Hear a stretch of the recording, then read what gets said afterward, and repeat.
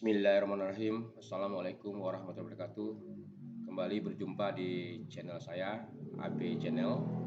Pada kesempatan ini saya akan menyampaikan tutorial atau pembelajaran tentang dasar-dasar akuntansi ataupun akuntansi dasar ya. Baiklah, untuk mempersingkat waktu saya langsung masuk pada materi yang akan kita sampaikan pada hari ini.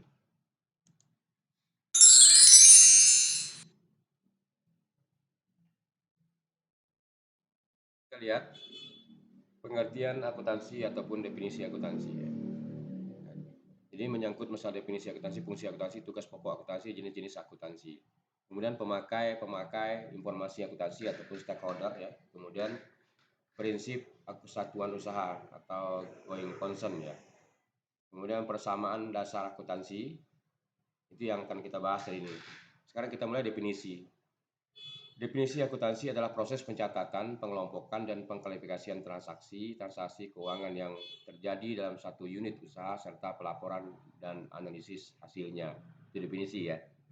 Kemudian, akuntansi merupakan suatu proses ya. Dimulai dari transaksi diproses melalui prosedur akuntansi untuk menghasilkan laporan keuangan, itu proses ya. Kemudian transaksi keuangan. Jadi dalam hal bagaimana kita melihat transaksi keuangan adalah kejadian-kejadian yang mempunyai nilai uang atau yang dapat dinilai dengan uang. Itu transaksi keuangan. Kemudian definisi akuntansi yang lain. Unit usaha. Semua pihak yang melakukan transaksi keuangan baik yang bersifat komersil maupun yang tidak. Itu unit usaha. Jadi ada yang sifatnya tidak komersil seperti misalnya badan usaha yang non laba ya, atau non profit seperti yayasan dan sebagainya. Kemudian pelaporan hasil dalam bentuk laporan keuangan terdiri dari atas laporan laba rugi, perubahan modal, perubahan laba yang ditahan, dan neraca ya. Jadi ada lagi perubahan laporan arus kas ya, tambah arus kas. Analisis hasil dalam wujud analisis hasil. Analisis laporan keuangan untuk semua laporan keuangan. Jadi dalam wujud analisis laporan keuangan untuk semua laporan keuangan.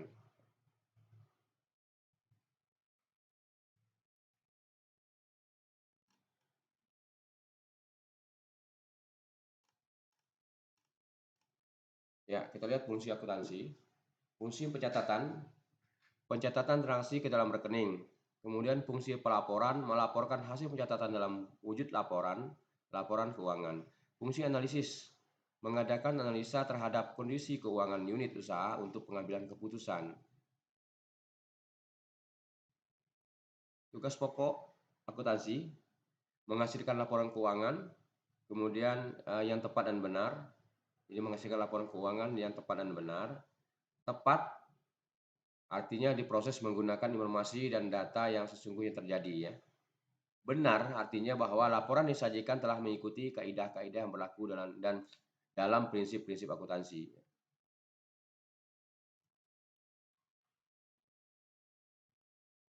Jenis-jenis akuntansi. Akuntansi umum. Biasa disebut akuntansi keuangan, yaitu akuntansi yang digunakan oleh semua unit usaha untuk mencatat transaksi yang terjadi. Terdiri atas dasar-dasar akuntansi, akuntansi keuangan menengah, akuntansi keuangan lanjutan,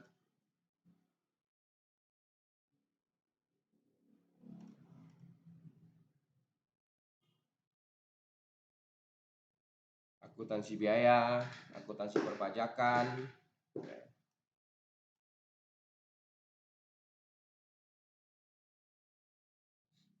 Nah, kita lihat akuntansi biaya adalah akuntansi yang digunakan untuk mencatat, melaporkan, dan menganalisa biaya yang terjadi. Biasanya digunakan oleh perusahaan manufaktur ya. Akuntansi perpajakan akuntansi yang digunakan oleh berbagai pihak untuk mencatat pembebanan pajak.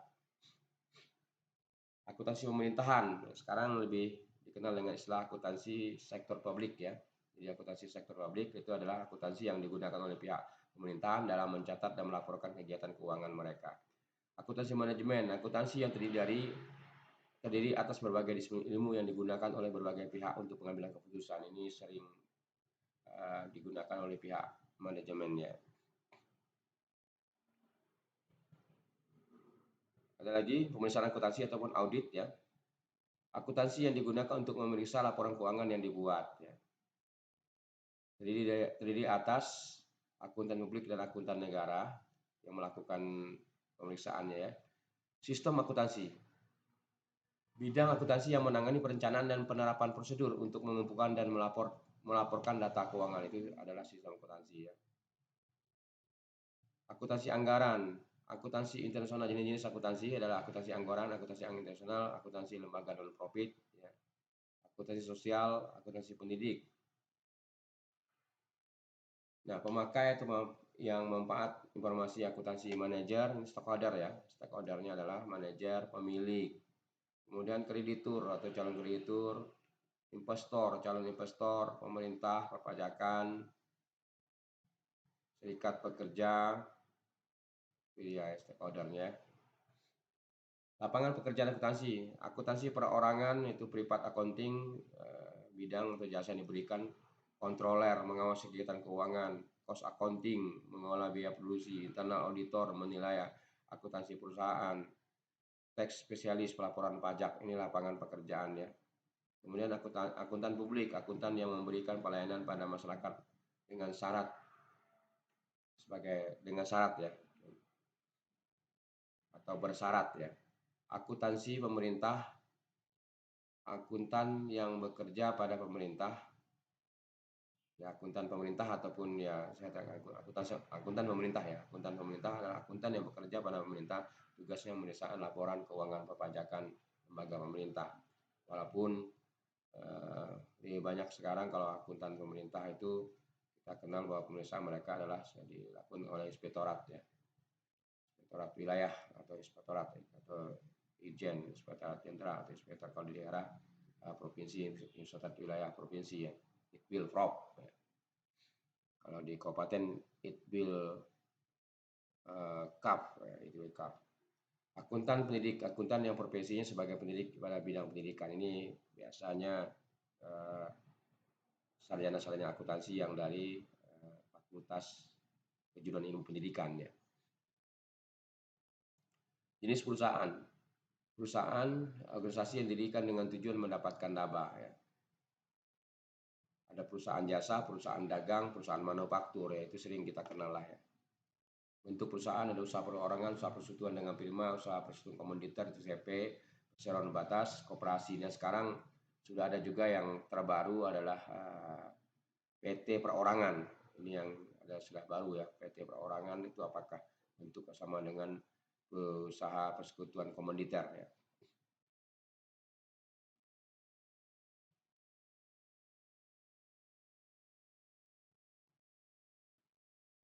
Prinsip kesatuan usaha bahwa semua transaksi yang terjadi pada suatu unit usaha harus dicatat ke dalam rekening unit usaha tersebut. Bahwa pencatatan yang kedua, bahwa pencatatan transaksi yang terjadi terpisah dari unit usaha lainnya atau pribadi. 3. Bahwa pencatatan harus dilakukan secara terus-menerus. Persamaan dasar akuntansi ini atau disingkat dengan PDA sudah saya singgung juga dengan rumus pada tutorial ataupun pembelajaran yang video saya yang lalu ya. Tapi di sini saya sampaikan lagi untuk lebih jelas ya. Menunjukkan persamaan yang menggambarkan tentang harta dan sumber dari harta tersebut. Formulanya adalah atau formulasinya adalah, rumusnya adalah aktiva sama dengan pasiva atau aktiva sama dengan hutang plus modal. Jadi aktiva sama dengan pasiva, debit dengan kreditnya, atau aktiva sama dengan hutang plus modal.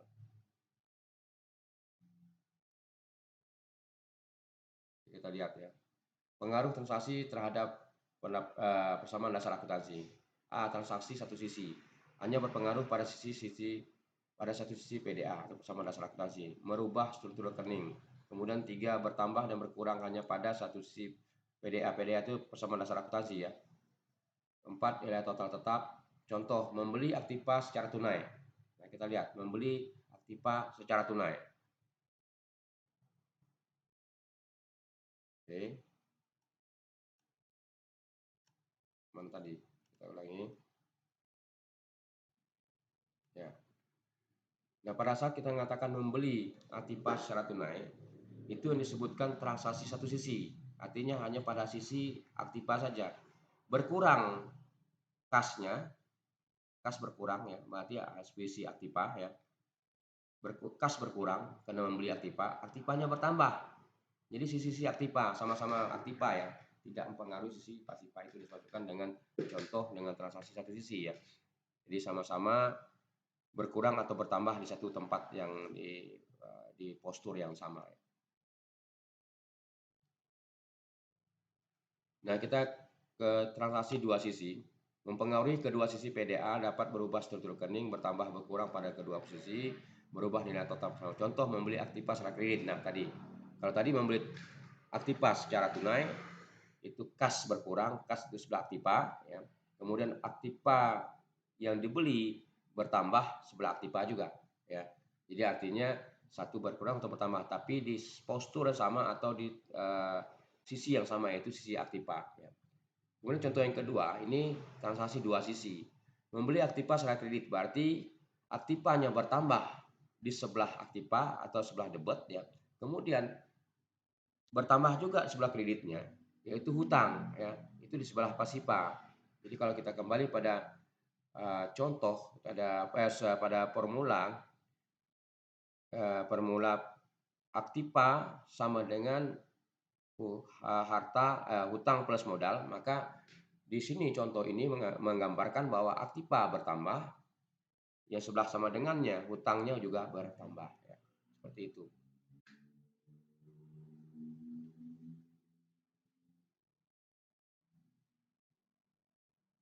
Dalam proses persamaan dasar akuntansi sesungguhnya terjadi ya, jurnal, posting, neraca saldo, penyesuaian itu semua ada di situ ya. Penyusun laporan keuangan itu juga masuk semua di dalam persamaan dasar akuntansi ya. Kita masuk kepada materi rekening ya.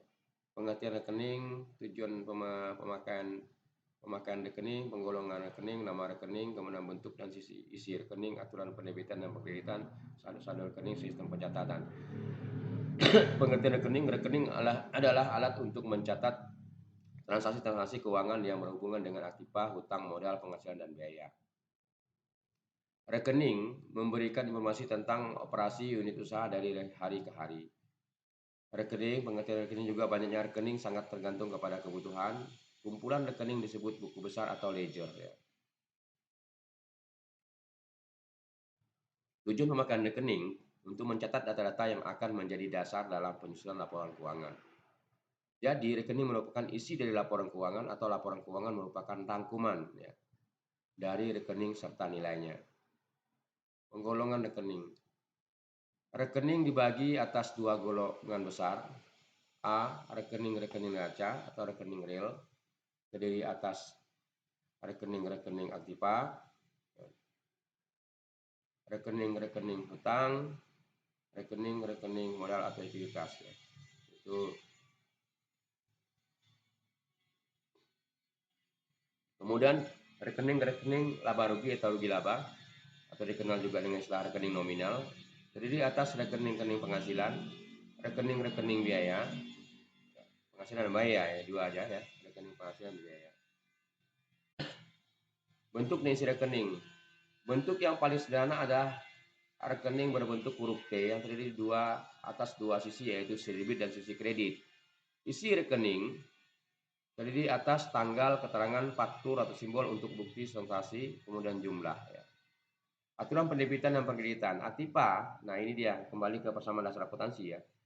Aktiva bertambah di sebelah debit, berkurang di sebelah kredit ya. Aktiva bertambah di sebelah debit, berkurang di sebelah kredit ya. Cara bacanya ya. Kemudian hutang bertambah di sebelah kredit, hutang berkurang di sebelah debit. Saya ulangi ya. Hutang bertambah di sebelah kredit, hutang berkurang sebelah debit. Modal bertambah di sebelah kredit, berkurang di sebelah debit. Pembelian bertambah di sebelah debit atau debit ya, berkurang di sebelah kredit. Penjualan bertambah di sebelah kredit, berkurang di sebelah debit. Pripe, ini kalau untuk perusahaan perorangan ya. Pripe bertambah di sebelah debit, berkurang di sebelah kredit. Biaya bertambah di sebelah debit, berkurang di sebelah kredit. Ini adalah rumusan matematisnya atau rumusan debit kreditnya, persamaan dasar akuntansi. Inilah menjadi sumber dasar bagaimana kita melakukan jurnal ya. Logika ini adalah merupakan logika dari persamaan dasar akuntansi, inilah merupakan logika jurnal ya.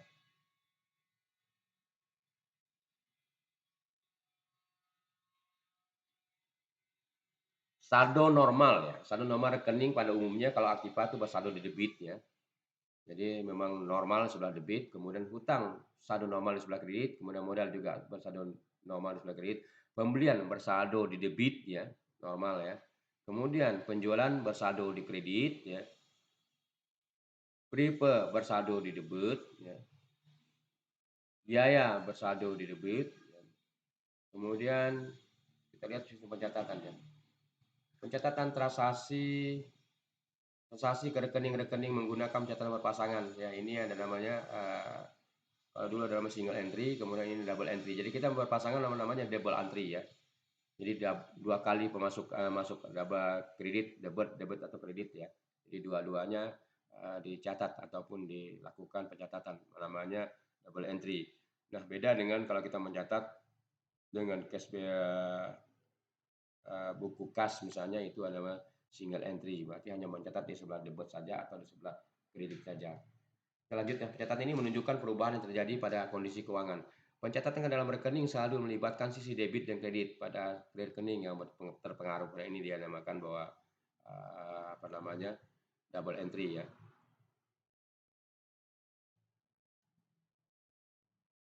Laporan keuangan, pengertian laporan keuangan, kemudian jenis-jenis laporan keuangan, neraca, laporan ini jenis-jenis laporan keuangan itu ada dari neraca, laporan laba rugi, laporan perubahan modal atau laporan perubahan ditahan, ataupun ada istilah nama laporan perubahan ekuitas. Kemudian laporan arus kas ya, saya tambahkan lagi di sini. Ada kurang dua ya, laporan arus kas. Kemudian catatan atas laporan keuangan itu merupakan satu kesatuan yang disebut laporan keuangan secara lengkap ya. Jadi ada mulai dari neraca, laporan laba rugi, laporan perubahan ekuitas ya. Ini laporan perubahan ekuitas, perubahan modal, kemudian laporan arus kas, kemudian catatan atas laporan keuangan. Jadi ada 5 ya. Ini laporan keuangan itu terdiri dari 5 yang lengkap ya, yang komplit ada 5 laporan. Ini teori laporan keuangan saya sedikit gambarkan. Gambaran tentang posisi dan kondisi keuangan dari satu unit usaha pada suatu saat tertentu. Laporan keuangan dibuat dengan maksud untuk digunakan oleh pihak yang berkepentingan. Laporan keuangan biasanya dibuat dengan versi yang berbeda tergantung untuk siapa laporan tersebut dibuat.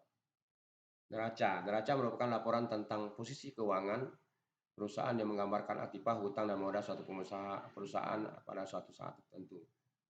Ya, ada penggolongan rekening dalam neraca, mulai aktiva, kemudian hutang, modal, kita kembali lagi ya.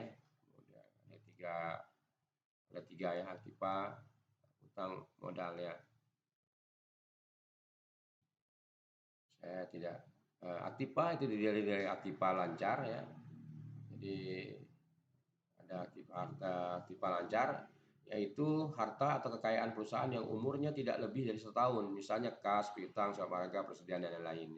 Kemudian ada lagi aktiva juga aktiva tetap ya, atau aset tetap ya. Harta atau kekayaan perusahaan yang memiliki ciri-ciri sebagai berikut: nilai relatif besar, umur relatif panjang, untuk kegiatan perusahaan, mengalami penyusutan, tidak untuk diperjualbelikan ya.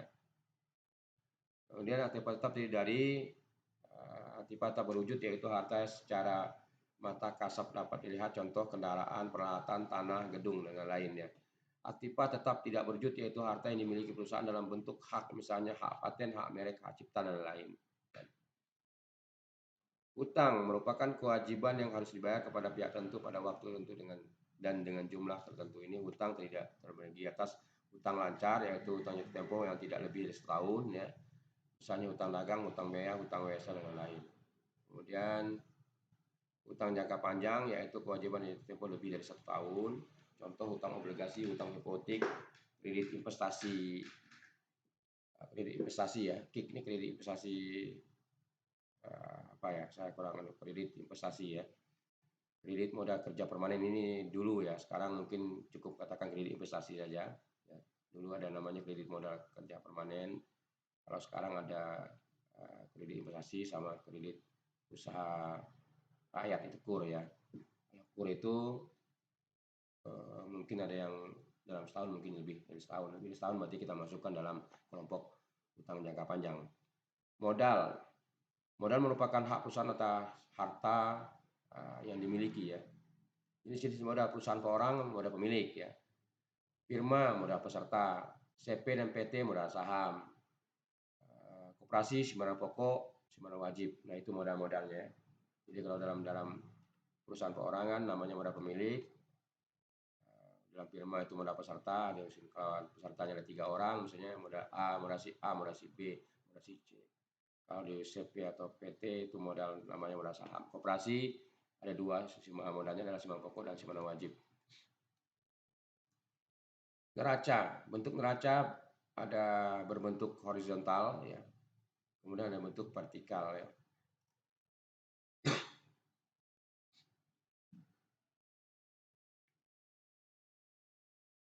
Yang berbentuk horizontal ini biasa disebut dengan huruf T ya, T akun ya. Kemudian berbentuk horizontal vertikal itu dari atas ke bawah itu sama dengan artinya bentuk report form ya, bentuk laporan. Laporan laba rugi, laporan yang menggambarkan kondisi dan penghasilan dan biaya serta laba atau rugi yang terjadi pada suatu periode perusahaan untuk satu periode.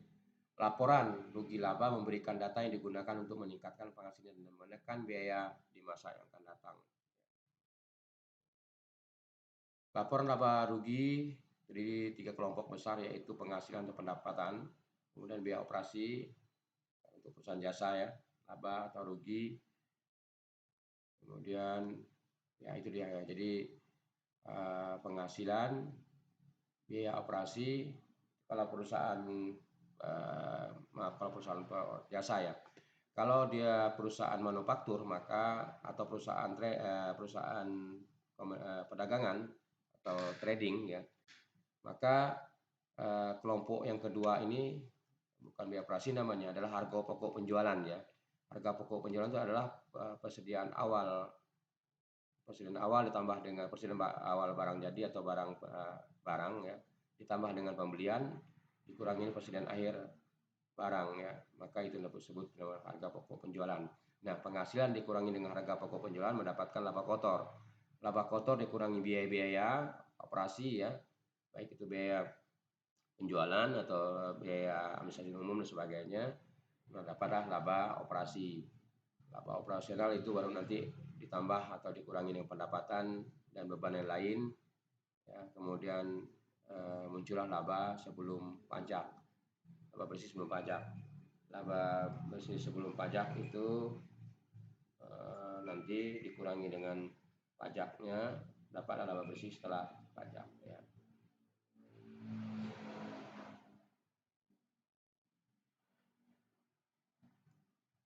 Biaya yang merupakan pengorbanan sumber ekonomis yang digunakan untuk memperoleh harta atau penghasilan. Contoh biaya gaji, biaya iklan, biaya listrik, biaya penyusunan, biaya lain itu biaya ya, yang laporan rugi laba. Laba rugi selisih antara penghasilan dengan biaya. Laporan perubahan modal menunjukkan perubahan modal yang ada pada awal tahun dan akhir tahun setelah dipengaruhi oleh laba atau rugi.